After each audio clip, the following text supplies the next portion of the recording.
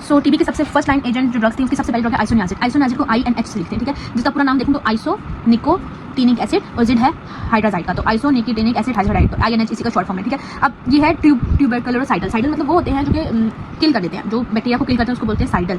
अगर स्टैटिक लिखा होता है मतलब कि बैक्टीरिया को रोक देते हैं, पर ये किल करें। किल किसको करें? फास्ट मल्टीप्लाइंग ऑर्गेनिज्म, जो कि माइको बैक्टीरियम है, माइको बैक्टीरिया ट्यूबरक्लोसिस वाली जो है उसकी फास्ट ग्रोथ को इनहिबिट करके उसको किल करेंगे। कौन कर रहा है? ये वाली ड्रग आइसोनियाजिड। ये एक्ट करती है बहुत इंट्रासेलुलर एक्स्ट्रासेलुलर। इसका मतलब ये है कि इंट्रासेलुलर अगर ह्यूमन सेल है, माइक्रोफेज खाने वाले सेल होते हैं जो कि ऐसे टीबी जैसे बैक्टीरिया को खा जाती है, ह्यूमन का डिफेंस मैकेनिज्म होता है। ये एक माइक्रोफेज सेल है इंसान का, एक ह्यूमन का, और यहाँ पे फिर रहा था हमारे पास टीबी का बैक्टीरिया, तो ये इंसान का जो सेल माइक्रोफेज होता है वो डिटेक्ट कर लेता है, उसको खा जाता है, ठीक है। तो टीबी की आइसोनियाजिड ड्रग है वो इस माइक्रोफेज के अंदर जाके भी इसको मारती है, ठीक है। और उसके अलावा अगर ये बाहर कहीं और पड़ा हो ये, तो यहाँ पे भी आती है आइसोनियाजिड मारती है, इसको किल करती है, ठीक है। उसके बाद ये चीपेस्ट ड्रग है क्योंकि टीबी सेंटर्स बने हुए, ये फ्री ऑफ कॉस्ट पे मिल जाती है टीबी की ड्रग्स, ताकि मेजर एम होता है कि टीबी फ्री कंट्री हो। Then atypical bacteria not inhibited by isoniazid. अच्छा, ये जो आइसोनियाजिड ड्रग है ये सिर्फ और सिर्फ माइकोबैक्टीरियम ट्यूबरक्लोसिस के अगेंस्ट काम करती है, बाकी अदर माइक्रो ऑर्गेनिजम्स हैं उनके लिए ये ड्रग एक्टिव नहीं है। अब इसका मैकेनिज्म ऑफ एक्शन पढ़ते हैं। इसका मैकेनिज्म थोड़ा सा कॉम्प्लेक्स है, पढ़ते कैसे। ये देखो, ये बैक्टीरिया सेल है अंदर, ये मैंने इसकी सेल वॉल बनाया हुआ है कि आइसोनियाजिड ड्रग एंटर हुई सेल के अंदर किस मैकेनिज्म से? पैसिव डिफ्यूजन से। जैसे अंदर हुई तो बैक्टीरिया के पास एक एंजाइम था जिसका नाम था कैट जी का अगर फुल फॉर्म देखा इसका मतलब कैटेलाइज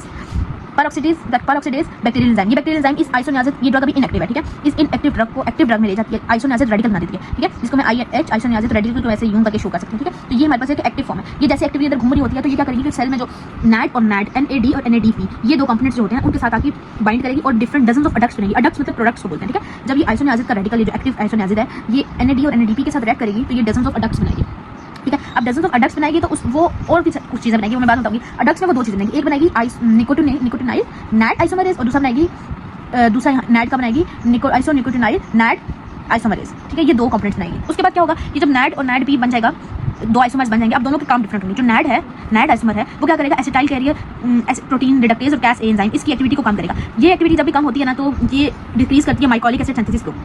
जब माइकोलिक एसिड सिंथेसिस कम होगी तो वो सेल वॉल का इंपॉर्टेंट कंपोनेंट था माइकोलिक एसिड, जब भी वो उसकी सिंथेसिस कम होगी तो क्या होगा? अल्टीमेटली सेल वॉल इनहिबिट हो जाएगी, सिंथेसिस नहीं हो रही होगी तो फिर डेथ हो जाएगी बैक्टीरिया की। फिर आइसोनियाजिड अंदर आया पैसिव डिफ्यूजन से, अंदर आके उसने INH एक्टिव करने के लिए कैट जी एंजाइम बैक्टीरिया का यूज किया और उसको अपने आप को एक्टिव बना लिया। जब अपने आप एक्टिव होगा तो फिर वो इन दोनों बहनों के साथ आके रिएक्ट किया NAD और NADP से। NAD ने NAD आइसोमर बना लिया और NADP ने NADP आइसोमर बना लिया। NAD ने क्या किया कि INHA मतलब कि एक्टिविटी डिक्रीज कर दी एसिटाइल कैरियर प्रोटीन रिडक्टेज की और कैस ए की, इन दोनों की एक्टिविटीज कम कर दी NAD ने। और NADP ने क्या किया? बैक्टीरिया माइकोबैक्टीरियल, अब ये इसका मैं बात क्या। अच्छा, बेसिकली होता है डाइहाइड्रोफोलेट रिडक्टेज, एक एंजाइम होता है जो कि हेल्प करता है न्यूक्लिक एसिड की सिंथेसिस में, और न्यूक्लिक एसिड बाद में RNA और DNA बनाते हैं। तो ये न्यूक्लिक एसिड ना बने तो न्यूक्लिक एसिड से पहले डाइहाइड्रोफोलेट रिडक्टेज एंजाइम है, इसको ही NADP जाकर इनहिबिट कर देता है। जब ये नहीं बनेगा तो न्यूक्लिक एसिड नहीं बनेगा, तो क्या करा? इसमें से दो काम करे। एक ये कर रहा है कि माइकोलिक एसिड की सिंथेसिस को कम कर रहा है, दूसरा क्या कर रहा है? वो न्यूक्लिक एसिड की सिंथेसिस को नहीं होने दे रहा। ये दोनों काम नहीं हो रहा है। माइकोलिक एसिड की सिंथेसिस नहीं होने दे रहा, जिसकी वजह से क्या होगा कि सेल वॉल नहीं बनेगी, और न्यूक्लिक एसिड की सिंथेसिस नहीं होने दे रहा तो उससे क्या होगा कि उससे बैक्टीरिया का जीन जेनेटिक मटेरियल नहीं बनेगा। और उसके अलावा अडक्ट्स में क्या करता है? डजन्स ऑफ अडक्ट्स बन रहे हैं। तो डजन्स ऑफ अडक्ट्स में क्या होगा? कुछ वो H2O2 परऑक्साइड्स भी बनेगा, कुछ NO रेडिकल्स भी बनेगा, कुछ अदर फ्री रेडिकल्स बनेगा। ये जो बायो प्रोडक्ट बनेगा ये भी बेसिलाई जो है, जो लाइक टीबी का बेसिलाई है, टीबी का बैक्टीरिया है, उसके लिए टॉक्सिक होगा और अल्टीमेटली एट द एंड क्या होगी? आइसोनियाजिड की वजह से टीबी के बैक्टीरिया की डेथ वाकई हो जाएगी। तो हम लोग इसको फिर से एक दफा पढ़ते हैं।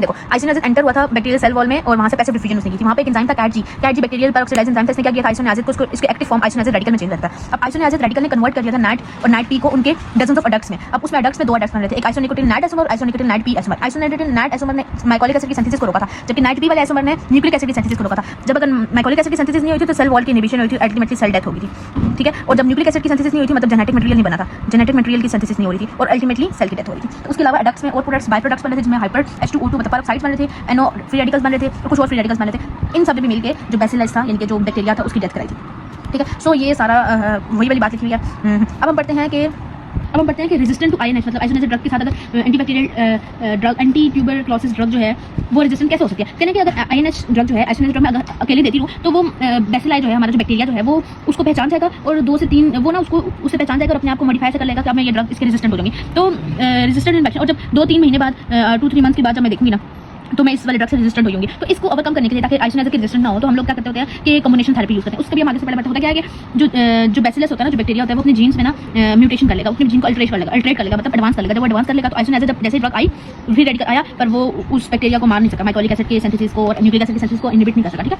क्योंकि वहाँ पे जो एक एंजाइम था कैट जी था, एंजाइम था जो कि आइसोनियाजिड को INH को एक्टिव फॉर्म में लेके जाता है। अगर इस जीन को ही मैं मॉडिफाई कर लूँ, बैक्टीरिया चलाक होता है ना, वो इस जीन को ही मॉडिफाई कर देता है। जब ये जीन मॉडिफाई हो जाता है तो आइसोनियाजिड की जो एक्टिवेशन है वही नहीं होती। जब आइसोनियाजिड की एक्टिवेशन नहीं होती तो अगला काम ही नहीं होता। फिर अब इस चीज़ को अवॉइड करने के लिए, रेजिस्टेंस ना उसको अवॉइड करने के लिए हम लोग ये काम करते हैं कि कॉम्बिनेशन थेरेपी यूज़ किया जाए। मतलब आइसोनियाजिड अकेली नहीं, उसके साथ पैरासिटामोल या मेटाबॉल इस टाइप की ड्रग्स कंबाइन करके यूज़ की जाए। दूसरी बात ये कि ताकि नो क्रॉस रेजिस्टेंस हो। अब इसकी फार्माकोकाइनेटिक्स पढ़ते हैं कि ओरली वेल ऑब्जॉर्ब होती है, वाइडली डिस्ट्रीब्यूट होती है, सर्विस स्पाइनल फ्लूइड में, सीएसएफ में भी और प्लासेंटा में भी। लिवर में मेटाबोलाइज होती है, हमारे पास सारी की सारी ड्रग्स होती हैं लिवर में मेटाबोलाइज होती है। और लिवर में कहाँ मेटाबॉलिज्म किस रिएक्शन से होती है? एसिटाइलेशन से, ठीक है। जब लिवर में मेटाबोलाइज होती है और एक्सक्रीशन हमेशा यूरिन से होती है। अब हम पढ़ेंगे कि अब हम पढ़ते हैं कि आइसोनियाजिड ड्रग की मेटाबॉलिज्म कैसे होती है। बेसिकली दो लिवर में होती है, किस ऑर्गन में मेटाबॉलिज्म होती है? लिवर में। और लिवर में किस प्रोसेस से होती है? By acetylation.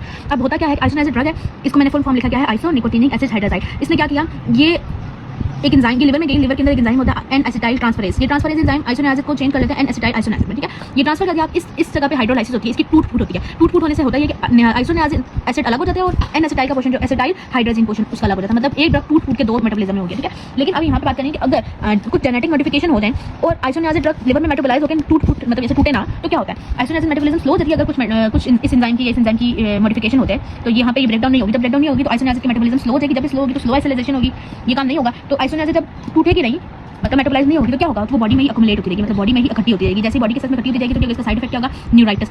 इसका रिस्क न्यूराइटिस मतलब किस होता है ना, तो इन्फ्लेमेशन होगी। किस चीज़ की? न्यूरॉन्स की इन्फ्लेमेशन कहाँ पे होती है? ये ब्रेन में, स्पाइनल में, जहाँ न्यूरॉन्स है, ठीक है, वहाँ पे इंफेक्शन होती है। तो मेटाबॉलिज्म की तो लिवर में होती है, एसिटाइलेशन से होती है, आइसोनियाजिड ब्रेकडाउन होता है एसिटाइल आइसोनियाजिड में, वहाँ से एक आइसोनियाजिड एसिड बनता है और एसिटाइल हाइड्रोजन बनता है। ये नॉर्मल प्रोसेस है। और ये नॉर्मल प्रोसेस ना हो, इन दोनों एंजाइम में कोई मॉडिफिकेशन आ जाए तो ये ब्रेकडाउन नहीं होती। जब ब्रेकडाउन नहीं होती तो ड्रग कहाँ जाती है? वो बॉडी के अंदर ही अक्युमुलेट होती है। जब वो बॉडी के अंदर अक्युमुलेट होती है तो जैसे बात है, जब बॉडी के अंदर जमा होती है तो टॉक्सिसिटी करेगी, टॉक्सिसिटी में भी न्यूराइटिस करती है। तो दैट्स ऑल अबाउट आइसोनियाजिड। हम इसकी सिंथेसिस अगली वीडियोस में करेंगे।